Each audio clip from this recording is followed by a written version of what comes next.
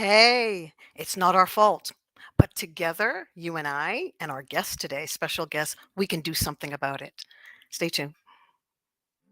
Voices of humanity, we need to hear your voices. We need to hear your voices.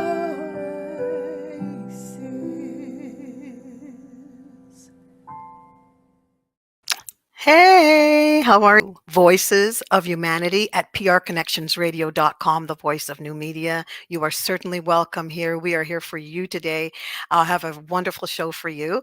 We have a lady returning that's going to co host with me, and her name is Marcia Shelton. Come on down. Hi, Marce. Hi, Sandra. Good How to be are you? back. Yay, good, good. We did this like, I think it was 2 weeks ago. No, a week and a half ago. Is it 2 weeks? Yeah. I think. Is it? Is it two Yeah, weeks? about 2 weeks, I guess. Hmm. I mean, your video is gone, but through my channel, I just kicked it out today. But Guy has got my back, 'cause that's the CEO. He took care of it. Now, Marcia, I'm just gonna let you just a tiny bit about her in case you forgot. She's so memorable. So just in case, um, as a director in the nonprofit social services sector, Marcia knows firsthand about the multiple barriers marginalized individuals and families face on a daily basis. Having a deep love for the Black and Indigenous community, she continues to be proactive in addressing systems of oppression. Her desire is to see families and communities healed. And there's lots more about Marcia, but we have also another special guest today. Mars, you're going to be asking some questions too, right? Yes, Or definitely. good, good, good.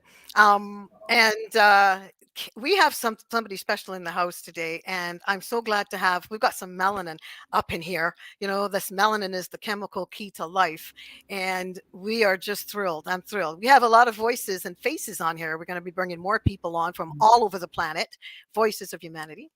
So today we have a very special guest, and I'm going to ask him to come on down. He's our next contestant. Voices of Humanity. Hi, Ken. Good day, all. Marcia, Hi, Sandra, how Ken. you Nice guys to doing? see you. Good. Nice for you to be here. Yay. Finally, it happened to us. I know it took a bit, right? Oh yeah, I know it was me. Things got a little, I said to the people last week, my mommy was sick and I had to step aside to look after the mummy. And now she's good, so yeah. So, life happens, right? But I'm going to read you a little bit about Ken, just a little bit, so you get an idea about him.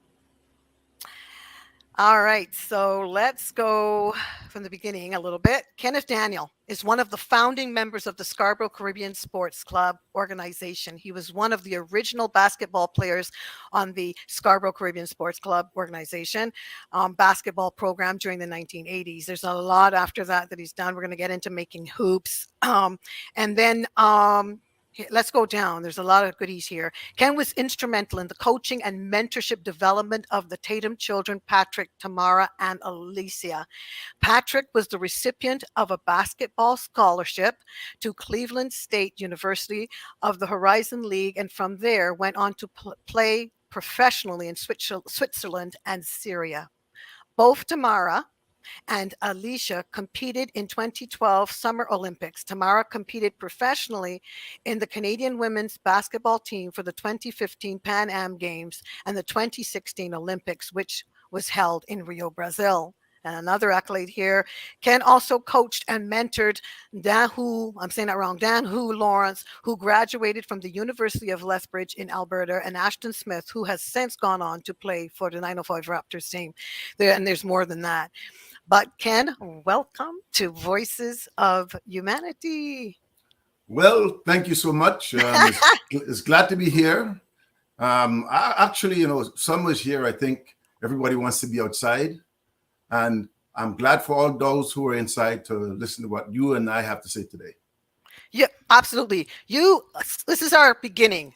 Marsh, do you want to tell the story? What's our beginning with Ken? Because it was through you that I actually met Ken and double consciousness. That's true. So I've known Ken for years, and I won't get into details with that because I'm not going to date myself or Ken, right? But the organization that I work with um, Ken has played an integral role. And when Sandra started to launch double consciousness within our organization, Ken, who has a wealth of knowledge, has presence, as you can see, also pleasing to the eyes, I must admit. He has a voice that captivates you, and he's full of talent. I connected Sandra because I thought this is a Black man that Sandra needs to know and meet and bring in, because we love to honor our Black men. And Ken is one of those unsung heroes that nobody really knows about in the sense of a global scale, but he is upfront and personal within community, and many times goes unthanked. And this was a way to get his voice, his insight, his experience, Absolutely. his heart, his passion, and to change the narrative of what common society sees our Black men, right? This man is Absolutely. articulate, passionate, intentional, loyal, very gifted. Hopefully you'll get to hear some of his poetry as well. Maybe I've gone ahead. Did you bring any? I know I was going to ask him. I Can you don't bring any? know, but this man, he leaves an indelible mark on everybody that comes into his presence. So, and I'm not trying to Absolutely. big him up just because, and he's not paying me for this. So maybe I could send him a bill later. And you better had brought some poetry. You can't be walking without poetry. This is wonderful. Thank you, Mars. I love this. You know, so we were doing these double consciousness trainings, and again, if you want to get in touch with me, please get in touch with me about that. I always leave my information for you when we kick the video out, so that you can get into those trainings. They're amazing. Now Ken was just coming to the trainings, and he'd come again, and then so I found out about the poetry, and he started reading, and there was some other stuff going on there that I thought was just, wow, this guy does a lot of stuff in the community, like a lot of stuff, and I was just really moved by it. So he became sort of a regular there for a while with a double consciousness. So Ken, where do we begin to tell the story? So tell me a little bit about like how this passion that you had to working with youth and families. Can you tell me a little bit more about that? Well, it started when I came into Canada at age 10. I'm not going to say the year because, once again, I don't want to date myself. But I was so fortunate. There was an organization called the Black Education Project. And Dudley Laws was probably in his 20s. You know, over the years, people, you know, sometimes haven't realized what he went through. We learned math and English and how to socialize into a new culture. And they volunteered, Selwyn Henry, Marcia Green. It was, I came from a country where 99% of everybody looked like me, into a country where I was invisible. And so it was a way to help us assimilate, but have people that look like us so we could articulate and be able to socialize in the culture. I would say in grade 5, I never heard the N word before. And I remember I went home and I said, Mom, what's the N word? And she never told me. Because sometimes parents try to protect their kids. And so when I found out, I went and dealt with it how I knew how to. And it wasn't the right way. But because I didn't do anything wrong to that person. And so, but with great people around me, Dudley Laws, every Saturday, we went and socialized, and we made great friends that are still lifelong friends from the time I was 10 years old. And so those are how I learned to be environment. Same thing with Scarborough Caribbean, people that embraced you, that loved you unconditionally, just like you were back home. And so I think this generation missed that. They don't have that village to raise them. I could go to any place and they'll tell my grandmother, or Ken didn't say good morning. And then you were dealt with because you have to learn to have respect. And Absolutely. so I grew up in that environment in this country, and all kids don't get that. But that was the starting point of me kind of giving back, because I thought it saved a lot of us from going astray. We had friends and we socialized, and that environment was so tight. And so every Saturday to play basketball, and, you know, we go to somebody's house and they cook, and we'd have, you know, baked and saltfish and goat and all these things. Young men it was fantastic. And so that was my starting block into where I am now, because I saw other people doing it when I was younger, and I realized the impact it had on me. But you were passionate about basketball, like you were playing basketball as well, right? Yeah, well, I was, we played many sports. Basketball was the one that I was good at, but I played many sports. And one thing I would tell parents today, allow your kids to experience lots of sports. And the reason is, it is the best social connection for any human being, because it bypasses a lot of social issues that the school has. But you see, basketball or sports in general, you have so much diversity, but fighting for the same goal. So it brings groups of people that would never you pick and choose your friends in class, not in sports. They pick you, it doesn't matter where they pick you from. Once they put you in that group, that's your family. So is that how Making Hoops came out of that, or what would inspired you to do Making Hoops? Well, because I wanted to coach and I wanted to teach, but through playing sports, you recognize a lot of, sports doesn't get rid of racism, doesn't get rid of all the other stuff, but what it does, it tolerates it. That's yeah. Thank you for being that candid. Powerful. Right? Yes. And so what happens with sports, you get to see kings and queens. You have athletes who are knighted, and Michael Jordan's a billionaire through sports. What education can't? You see, if you saw Hidden Figures, Yes. and the importance of it, but a lot of our kids don't know who these people are. Correct. True. If you, the lady who did the GPS, she just passed away recently, changed the world. Nobody knows about who she is, unless we're fortunate. Black history comes around. Once in a while, they might put something out there. But you see, sports is global. Everybody knows who Ronaldo is and Michael Jordan and LeBron James, because it opens that social door where everybody could sit home, judge you as they must in their private, but they sit down and watch sports. Muhammad Ali used to say, people buy $100 ticket just to see him lose. But what they're doing, they're supporting him financially.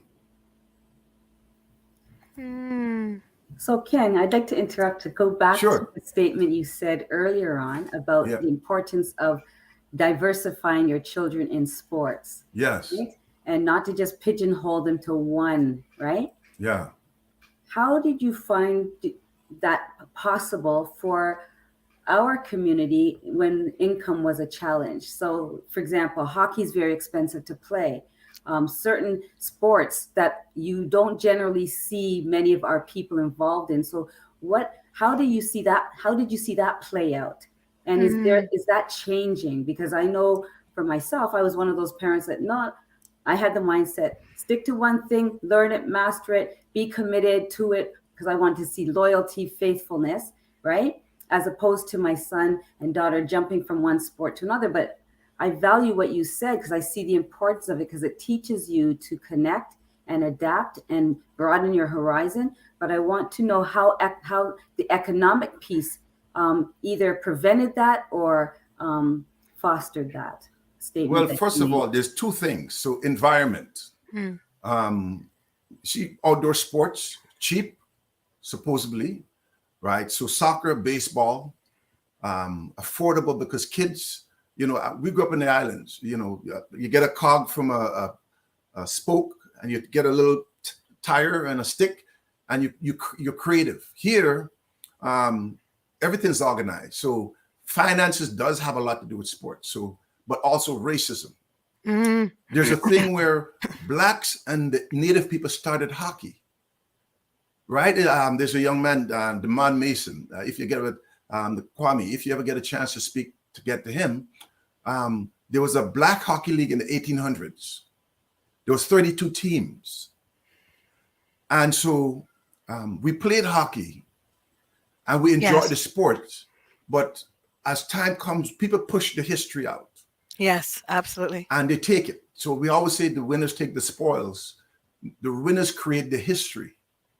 It's not, history, his story. And so, history is not, it's somebody's story. It doesn't mean it's the truth.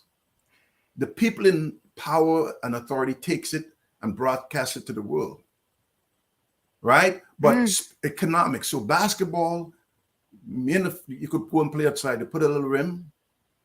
Everybody can play. You could play soccer. You play stickball. The more organized, and I said hockey, we started it, but we were kicked out of it, right? Because they make it too expensive, the gear. And now they want to privatize it, basically. You know, I was speaking earlier, and one of the things that happens is it's like steel band. Steel band is the only instrument created in the 20th century by people from the islands. But if you see who's playing steel band now, they have access to the money. They have the best band, they get the best teachers. Absolutely. But you know what the difference is? Celine Dion is a great singer. She has a great voice. And I love to hear her sing, but when I hear Gladys Knight, my heart melts. Right? Because there's a different feeling. There is. 100%. There is. You know, and so what happens, it's, you know, we have to navigate as we become more financially able, we're able to give our kids more. You know, when I was a kid, I was a TV turner. We had one TV. Sometimes you had the hanger in the back for the antenna, KBW TV or You're Channel dating 17. yourself, Ken. I'll just go back to the Dick Van Dyke. Yeah, yes. But now everybody have a TV in every room. Yes. We have multiple cars in the house. We are able, because we're more financially able, to now put our kids in sports that we couldn't before. So if you look at, we're pigeonholed into sports that we could afford. So basketball, baseball, hockey was a no. Not that we couldn't play, because I knew great hockey players growing up, big and strong and athletic. But now, with new people coming into the country, and I say that new people, not us. New people come into the country, more doors are open. So now we get to go in the doors. The doors were closed for us. And so sometimes people don't realize it. Sometimes when the door opens, sometimes it's not for us, but because it's open, we get a chance to go in. But sometimes we get pushed back still because you're still. But always So remember many people. this. You know what a dam does? A dam controls the water. It can't stop it. So our history, there's a dam. If you look at a street, you might see a plant growing in there. It's the one that's able to navigate through the dirt and get a little sunlight. Everybody can't make it. If we're given the same opportunity, there would be more. But a dam controls the flow of water. It doesn't stop it. So we are able to succeed. And the other thing is, when you're visible, you're noticed. So when someone say visible minority, it means you stand out. You know, it's not minority. Minority is small. Visible means the eye test, right? And I say this to people. Vision is the worst thing that happens to human beings, because visions when you can see, it cuts off all your other senses. So we're distracted by what we see. When you see, if you ever get a chance to look at the old pictures, a picture is made upside down the way your eyes see things. Your brain is the one that puts it up right side up. Right. So your eyes see things one way, the brain is the one that puts it the other way. But it means you're also deceived easily, because there's too many things to see. You see, if you can't hear, if you can't see, you hear better. Yeah. You smell better. You're more sensitive with your touch.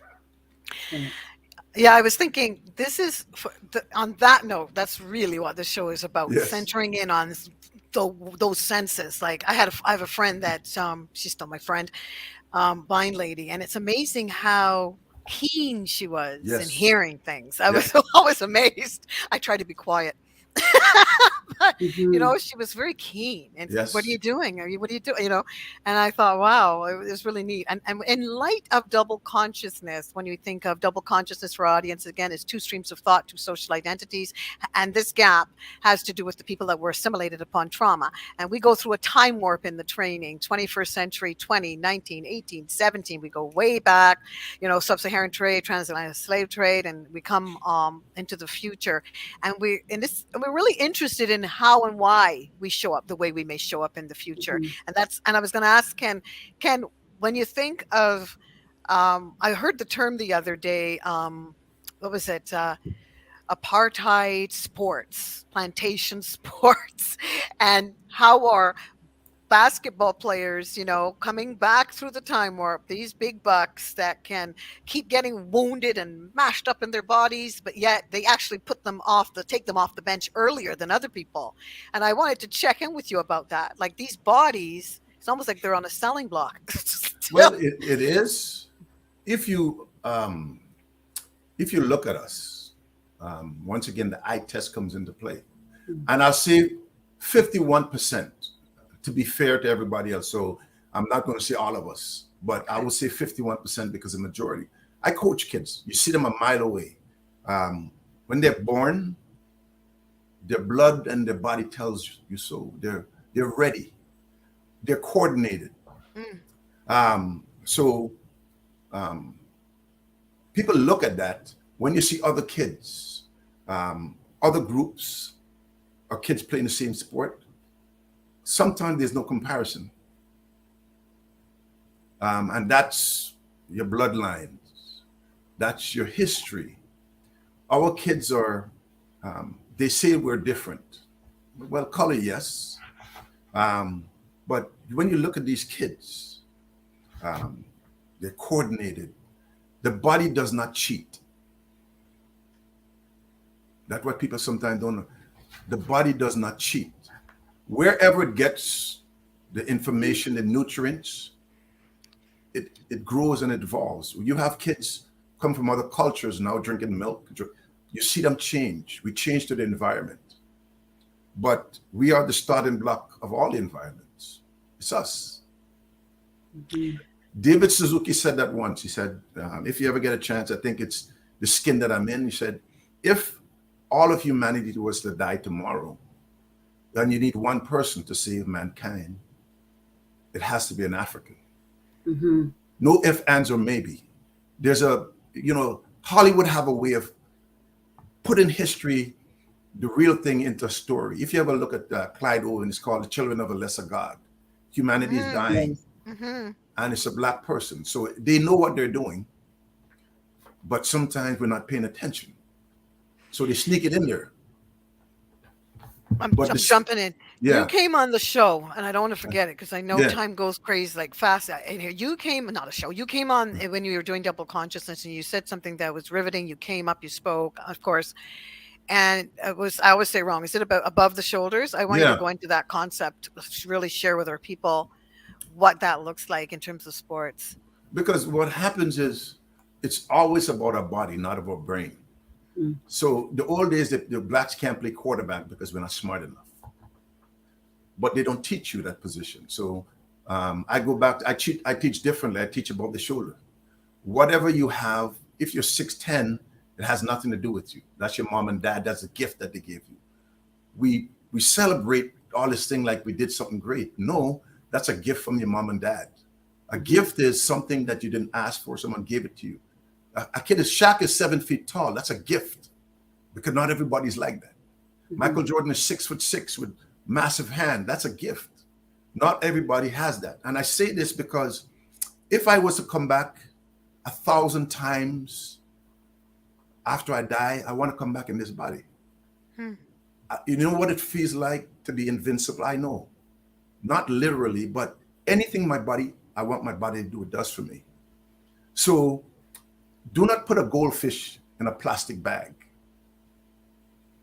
The most important part of your body is here. But you know what we do? Most people don't look after here that holds the body.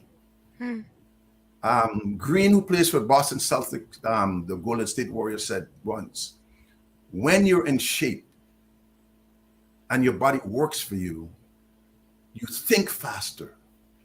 Everything that you need is at peak because the body that holds it is working at peak performance.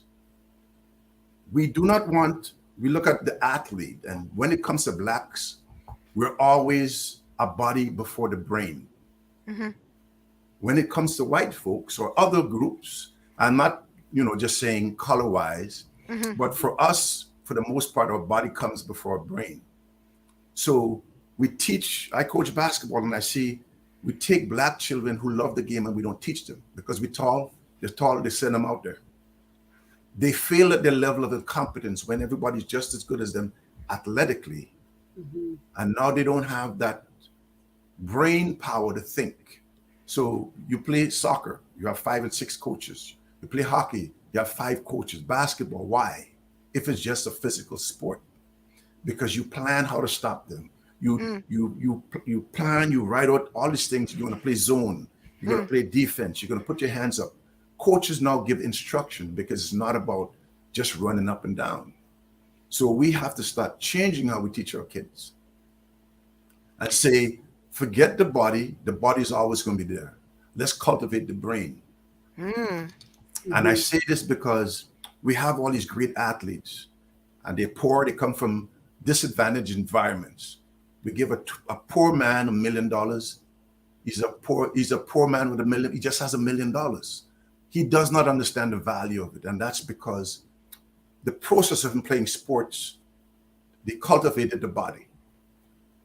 I didn't teach the mind. If you teach the mind with the body, you will see the results are different. That's where you get Michael Jordan. Those are the exceptions to the rule. Most of these athletes go broke because they buy, you hear what these guys buy. I saw the boxer had an $80 million watch to tell the time that you could see on your phone. Yeah. Right? They have 100 cars.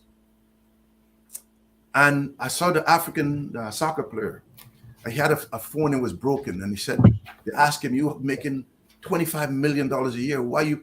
He said, "Because my people need the money." He said, "I don't need, the phone works." And so when you start thinking differently, you act differently. So, Mars, are you going to jump into that body before the brain thing? So there's a lot that you have said Yes, that's had my mind racing. I figured.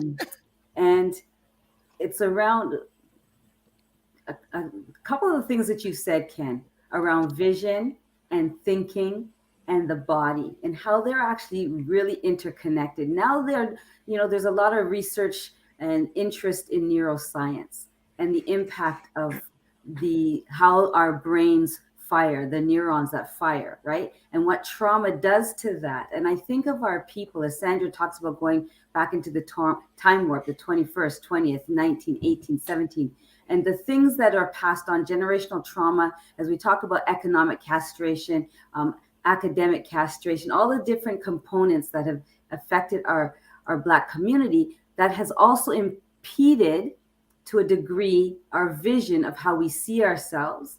And also so there's vision that you're talking about, the natural vision, and sometimes not seeing is actually better because then it allows your hearing to become more acute, or your sense of smell. But then there's a vision about future, right? The Bible talks about people without a vision perish. So if we are not trained, so you are fortunate, and myself and Sandra too, in many respects, have had amazing mentors in our life to change how we see ourselves, see the world, understand what we've gone through, and visualize us in a different way. So I want to read a quote that kind of ties in to the thinking, how we think, how we see ourselves, the healing that needs to take place in our mind. So, and as you talk about, if we take care of our physical bodies, the amount of strength and health, and it makes us invisible. So you have to have a healthy body, healthy mind, right?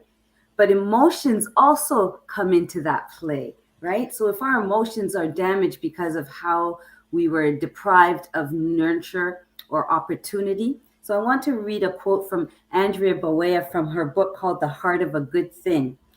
It's called Your Uninterrupted Self. Can you imagine who you would be if you were created to be, was never interrupted, right? Who were you before you were interrupted by the tough experience of life? And I think that's profound. And she's gone more on to say, take a moment to see and listen to this self. He or she is still deep within.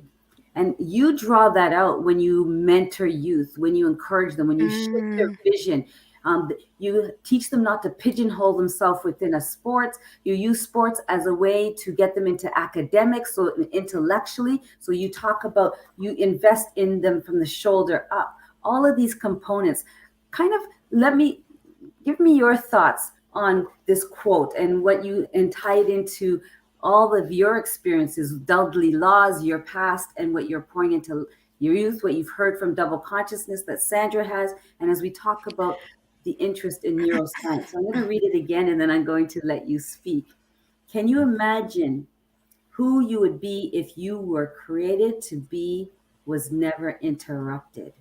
Who were you before you were interrupted by the tough life experiences? And that again was by Andrea Boea. Well, great words, but I'll say this also. The planet tells us who we are. The center of this universe is the sun. And so the other thing people have to start looking is, the planet tells us that we're supposed to be outside. Our color says so. But the planet also tells other people they should be outside, they should be in the shade. Have to cover their skin to protect them from this thing up here, the sun. The planet tells us, but we don't listen. If you take your shoes off, you're more in tune with the planet. We're insulated by concrete.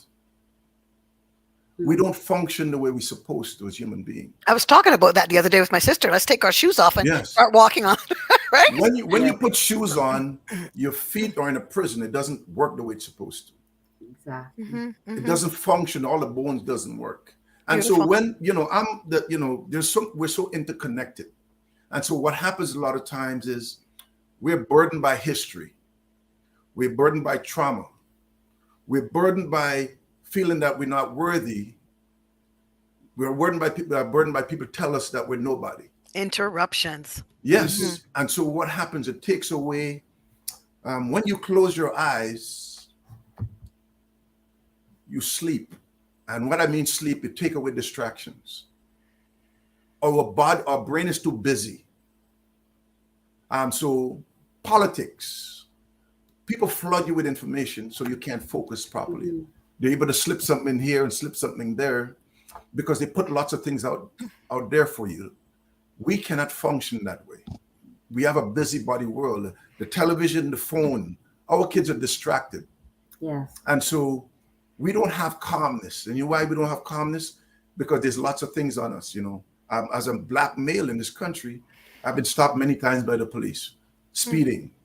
I got a ticket because the guy told me the plastic cover that I got from the car dealership was blocking my plates because I'm trying to escape. This is what a police officer said to me.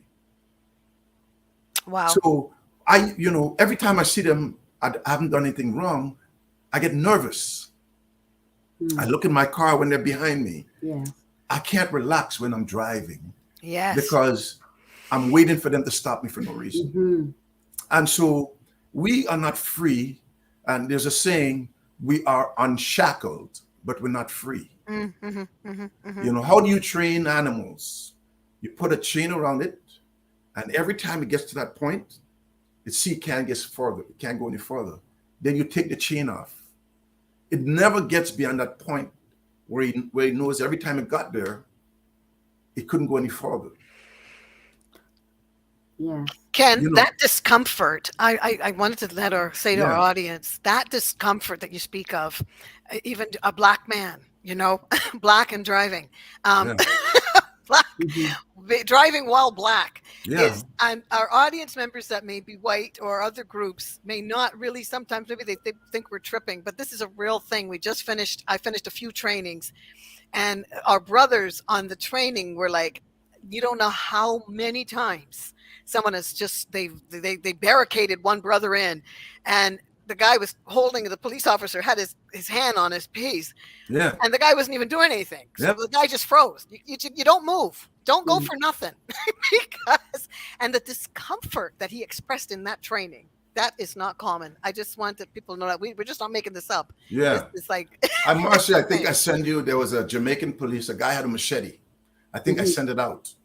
The guy has a machete, and the police officer walked up to him, swinging machete, did what his training showed him how to do.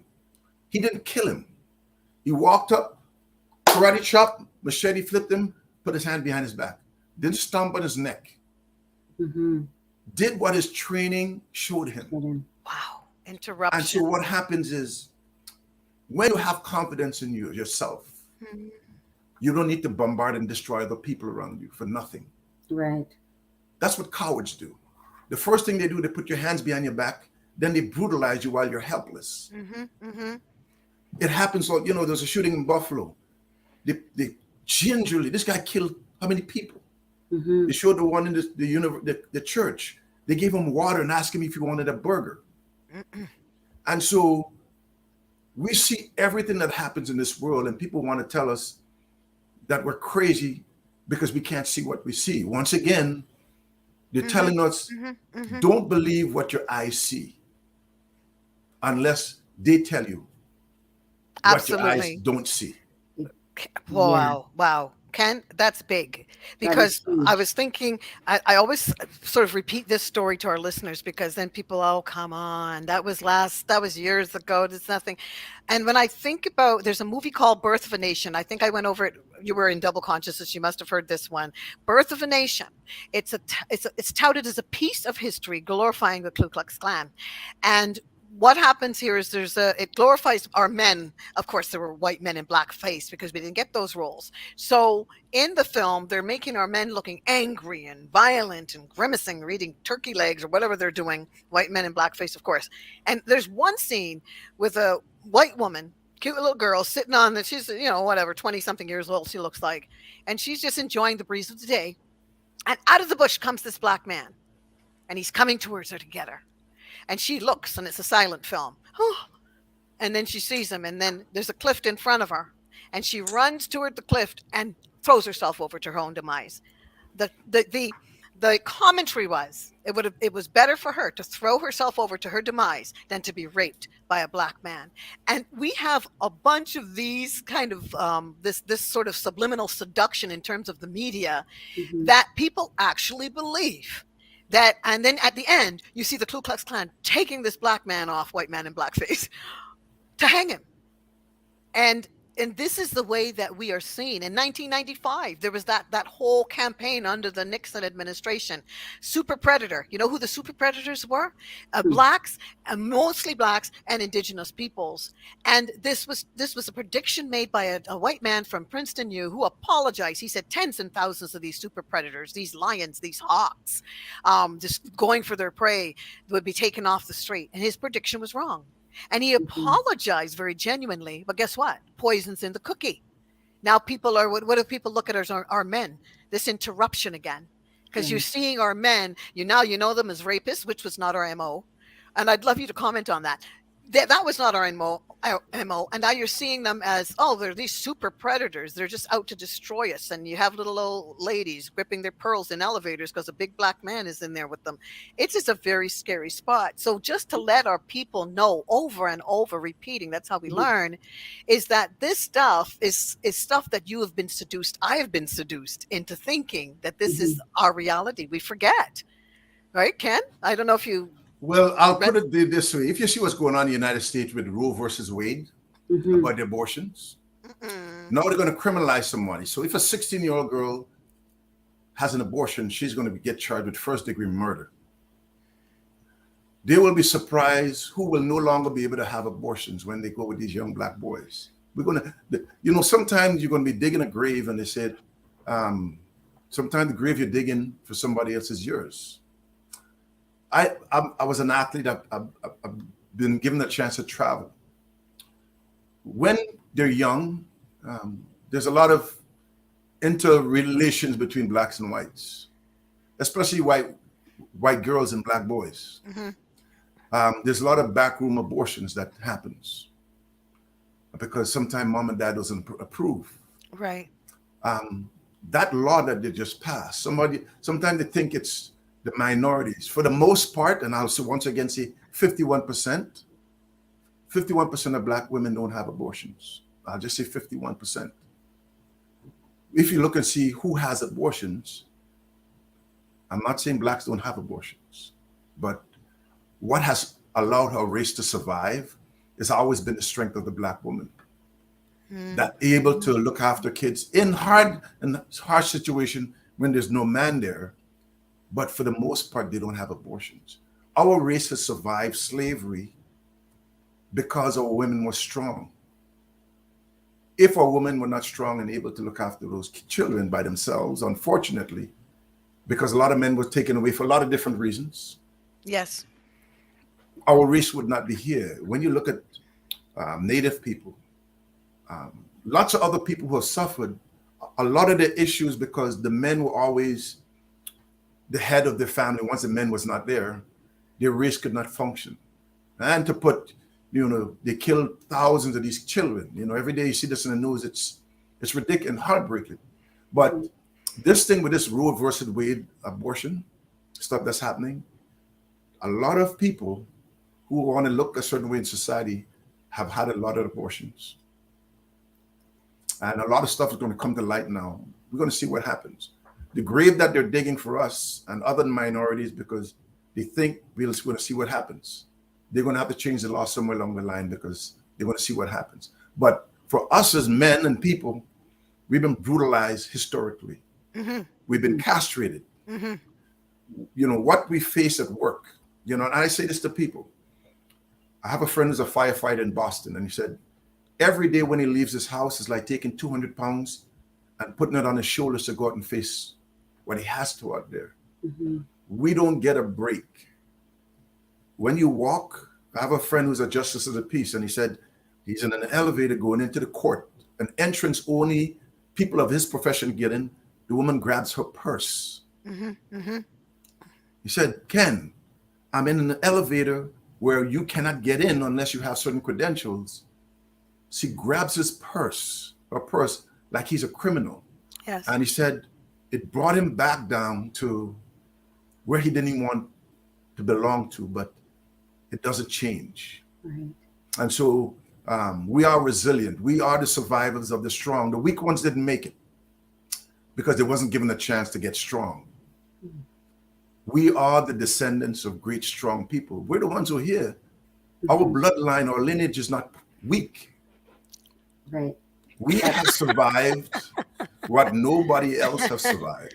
And that's amazing, Ken. And not to interrupt, but you've said a lot of key points. And again, it speaks into the psychological castration that systemic, structural, and institutional racism has done as far as visuals, as far as our experience, the conditioning, having us to believe a lie that we are less than, that we don't have the intellectual capacity or the economic. So they set up systems that speak into a lot of the disparities that you've spoken about, right? And even the Roe versus Wade, that's huge. And if you really look, so for example, a lot of those abortion clinics are actually strategically positioned in low-income communities. Absolutely. To help perpetuate and put that to try and kill off, to give us a tool to help kill off our own people. And this is where we are awakening to recognize how much our relationships are needed to change that. Mentoring, you as a Black man mentoring and changing that trajectory, that vision is integral to what you are saying, that we as a resilient, strong people, but we have a role to play now so that we're not just sitting back and just going along. So, like when animals are being herded into the slaughter, they just kind of have the boots and you direct them a certain direction. We have to, within that now, take back the reins and start to change that narrative, right? And again, it goes back to the uninterrupted self. We have a lot of things that are interrupting who we are to be as a nation. You spoke about earlier on about, you know, being back in your country, and I just blanked out. I know where you're from. Don't I wrote it down. Grenada. I was looking for my paper. Grenada. I have Grenada. Diana in my head for some reason. Well, I know why, but you talked about community, and you talked about seeing people like yourself, Yeah. and taking out of that and being brought into a world, a society that wants us to assimilate, but they're assimilating we're assimilating upon trauma, the trauma upon trauma upon trauma. And now we're having to undo that. And it's coming through relationship, dialogue, communicating, taking the scales off our eyes, taking off the blinders, the lies, taking the shades off, opening up our minds to think, allowing that psychological castration to be cut off so that we can now nurture our minds and our bodies with truth and knowledge, and not the lies of his story, but of our story of who we are as a people, right? So I thank you for breaking some things down and giving life to it, but opening up our understanding so our minds change and are challenged, right? So that we can start to replace the lies with truth, so our minds could be renewed daily. How? By reading truth, hearing truth, giving voice to the so-called, we've been silenced, and in many ways. And as you talk about indigenous people, and you mentioned about shoes, I just learned about shoes. I was telling Sandra about moccasins. There's no left and right foot with moccasins. And they definitely don't put a barrier of a lot of material, because you have to be connected to the earth. There's a vibration and absorption. And so our bodies are really created by an amazing maker, right? God has created us so intricate. And as you talk about our mind, our body, our spirit, they're all interconnected. And so are we as a people. We're interconnected.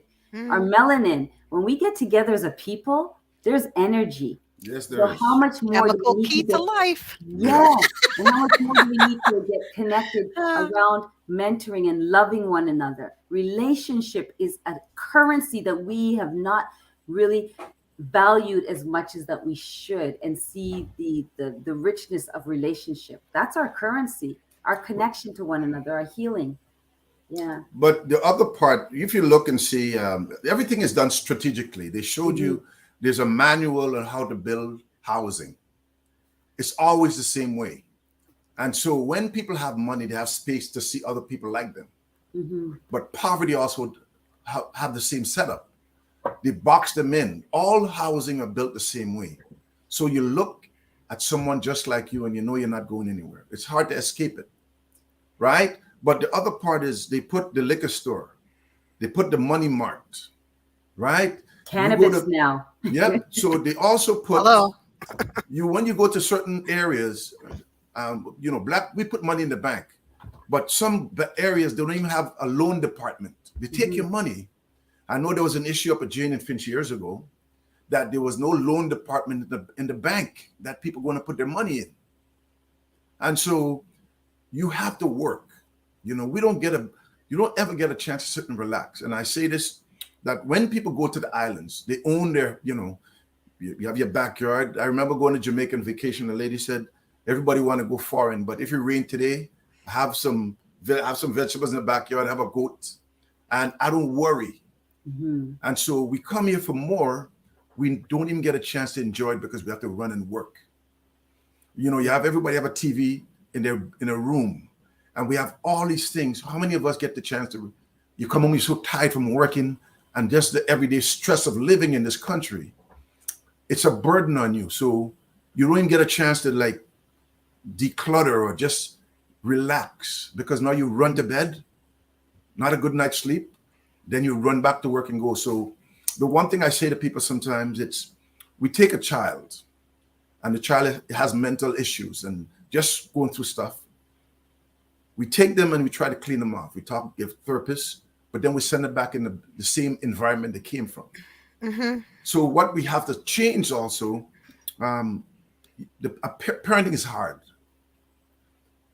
and looking after kids is hard, but parents don't get a chance to declutter either. So whatever the child is going on in that house, that's going on in the house that they live in, we fix them and we clean them up, then we put them back in there. And tomorrow we have to do the same thing again. We don't help in our families. We separate them. The old days, if a single mom, the dad can't be around us, so the government don't give him any money. If she wants to go to school, they take away the benefits that we're giving her because she needs to stay in that environment. Yeah. They kind of changed a little bit. They want you to go to school. But the old days, if the family breaks up and the dad want to come over, they cut everything off because they separate you. Yes. And so dads can't come to the house. If he's around, if he give you $5, you have to report it. And they're going to take that out of the $5 because they keep you in a certain area. Yeah. And so, the struggles and stuff that we go through. Sports, I'm telling you, it's a release. But you said, and sorry, I'm interrupting because this is important. I love this. You said sports doesn't get rid of racism; it tolerates it. And I was thinking how I was watching this little docu, and it was saying how our men, like you get women that just look at our men, white women.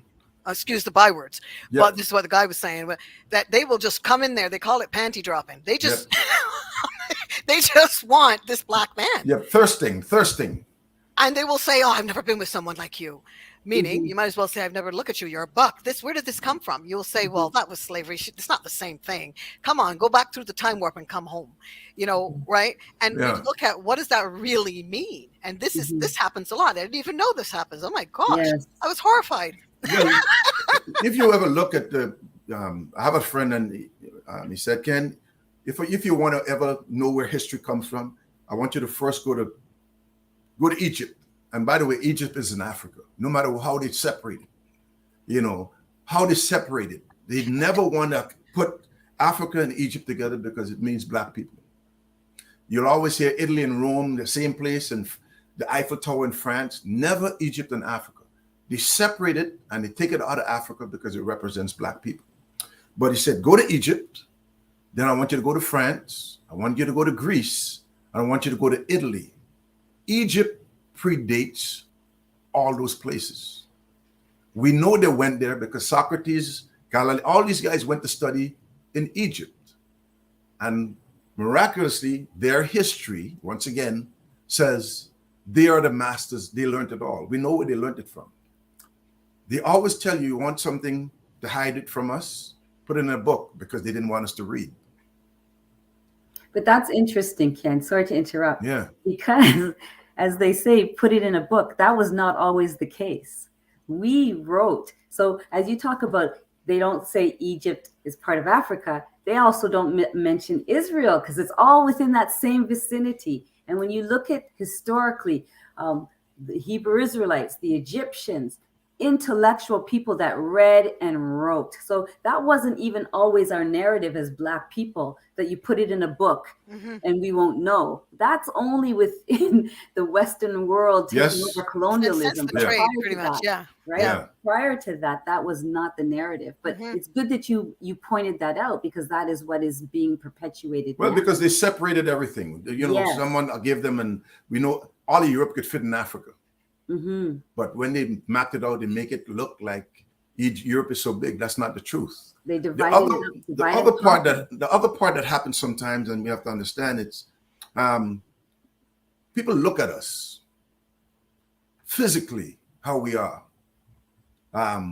We're strong, and we're not the only one who was slaves. So sometimes how the misinformation.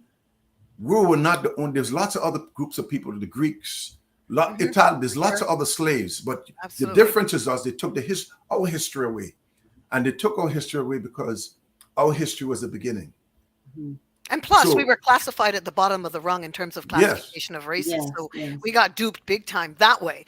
So it never ends because but they teach us to hate ourselves. The part of life sometimes that happens to us is, if you tell a black person, and when we say black figuratively, because through double consciousness, we understand the origin of whiteness. It was fabricated. It was created. It was never that way because people were just people. Yes. You always hear Africans never say they're black. Africans say they're Africans. Mm-hmm. Slaves say they're, the ancestors of slaves say they're black. Africans don't call themselves black. Africans call themselves Africans. Yes. And so one of the things sometimes we have to understand is if you tell a black person that Jesus is black, they don't believe you. Mm-hmm. My mom and the older ones, they've been taught. And so coming in this country, a lot of West Indians always say vote liberal because Trudeau got all us all our ancestors in. And Justin is not his father. But they always, make sure we vote liberal. We have choices now. And so we can't always follow what our parents follow. Because when you know better, you do better. You should do better, correct? Yes. You know better, you're supposed to do better. Yep. And we are getting to that place. But you've opened up quite a few cans of worms. I know. And it's 1:55, 5 minutes. We got to wind down. Yeah, This Sandra's is going to have to have you back part again. 2. Like, I haven't even asked you enough about the mentoring, the sports, the panty dropping. Sorry. That's what I want to ask him, Sandra, to kind of bring it back. Yeah. What was the impact of COVID on your capacity to mentor and use basketball as an outlet? Because you talked about youth and children needing a place to decompress. And I know in conversations with you that was an outlet. But how did that impact your work that you're doing within the community? What did you see as the fallout of COVID with the isolation and the social distancing and the limitation and the shutting down? Well, it affected everybody. It affected every community. Mm-hmm. One of the problems that happens sometimes, those things can't isolate people. Even though the people who have money, they're able to do certain things, but publicly, you can't go anywhere. So now our kids need social because we don't have the same infrastructure. Like Regent Park now, it's changing because the rich are now, they want to go back down to the inner city, right? So what happened was the inner city have always had the structure for poor people because everything was near. You didn't need a car. Now the rich want to come back and take it back and push all the poor people to the suburbs. Yes. They don't have access to the stuff that they used to get, right? So when we're talking how COVID it affected my ability to help the kids, for them to socialize, and I say as a basketball coach, the socializing is more important than the basketball. Mm-hmm. Your basketball life is very short. So I have kids who graduated university, and if it was not for basketball, they would never have gone. And I say this because they were never dumb. They were told they were stupid. And I remember, the same Danny here, and he said, Coach, he's a social worker. He's a therapist in Calgary. Coach, I graduated high school. And the system said to them, now we don't want you in the school. So if you don't maintain a 75%, you can't play. That was the best thing that ever happened to our kids. They were never dumb, but they were given easy courses to get into the system to play. The system says, okay, our kids are dumb, but our kids are not stupid. Now that they're challenged, they rose to the challenge. I have teachers, I have lawyers, I have all these kids I have coaches, I have people that have been, Lena's in France. He said, Coach, not in my wildest dreams that I ever imagined being where I am to see the world because of playing basketball. But basketball was this much. He has an economics degree from University of Windsor. I have one of the top city planners played basketball for me.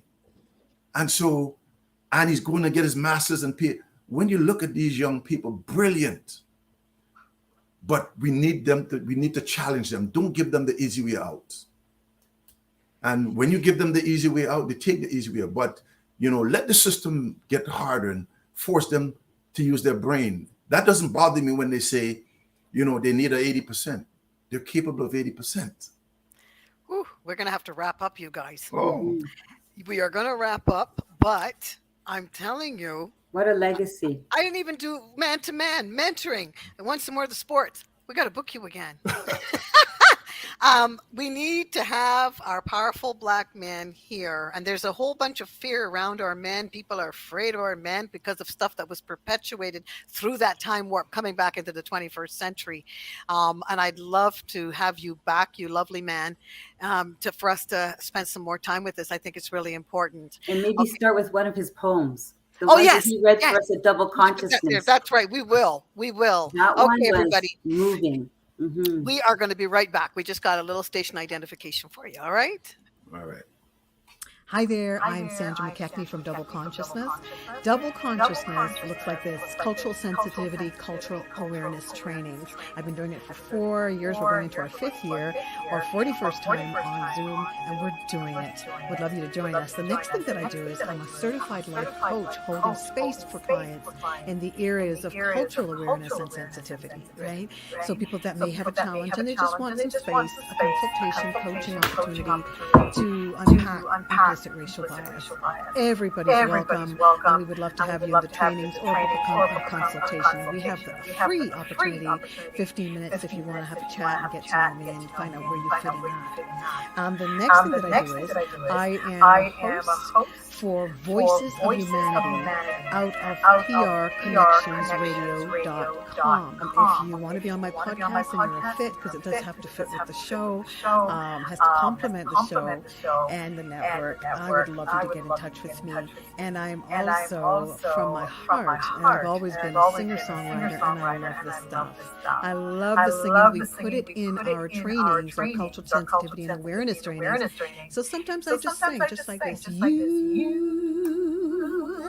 You're all that I want. You are all that I need. And you brought me when I can't find my way. You're all that I need. And you brought me to pray. You should hear that with my keyboard player. It's to live for. Thank you so much for your time. I hope that helps you know who Sandra McKechnie is. Take care. Bye for now. Wow. Was that echoey? It sounded echoey. Yeah. Why was that? Who knows? Anyway, thank you guys. Thank you, Mars. Thank you, Ken, for being here. This was good. It was a pleasure. And we just got to do this again. Just Thank bringing you very some much for awareness your to our time. people. Thank you too, hon. This has been great. Thank you for listening in. We appreciate you so much. Again, this is Voices of Humanity at prconnectionsradio.com, the voice of new media.